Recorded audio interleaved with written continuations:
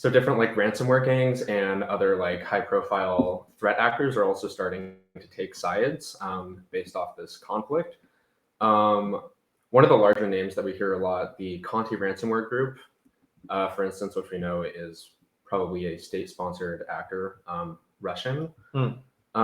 They also started, I think, colluding with TrickBot, so they're sort of just like building up their power. But it seems that they put out a message showing support for the Russian attacks. As you can see here, they posted up here on a forum. Oh, that they were going to attack anybody that that tried to go after Russia for this. Right, but then they quickly like de-escalated it after getting lots of poor feedback on that.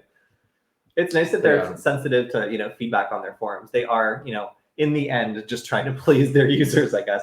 But it's scary though to know that they're starting to say that anybody who publicly goes after the Russian government or takes a stand against this is also going to be a target for this very notorious group. Especially when we've seen them do some pretty scary stuff against some pretty like high value corporate companies and other stuff like that. They have a lot of power. Just like interesting to see that some of these raid platforms are also kicking off Russian users. So they're just like, we will sanction criminals. So like criminals are sanctioning criminals. They're just like anybody that connects from a Russian IP will be banned. It's just like, these are supposed to be hackers. Like, can't they just like use a VPN from like anywhere else? But you can't ban VPN. So like, what are you just going to detect Russian keyboards? Like that's pretty easy to change too. You're just making it like a good like 3 minutes of extra work for Russian users to connect, really, because it's pretty easy to hide where you're coming from right now. But it's symbolic, they're taking a stance, so they're letting everybody know that like they don't support this sort of thing. Again, this is like, it's kind of funny to see criminal groups like trying to like sanction other criminal groups to try to encourage more ethical behavior.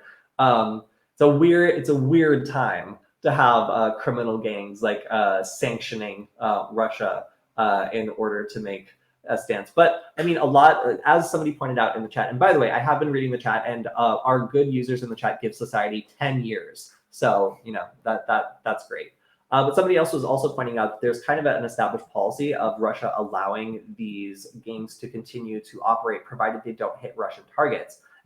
So, there is some merit here to maybe thinking that sometimes these groups are either operating with the permission or at least under some sort of control of Russian intelligence agencies. At least that's what I guess the gangs are kind of assuming here in saying that they're not allowing access to their criminal marketplaces anymore.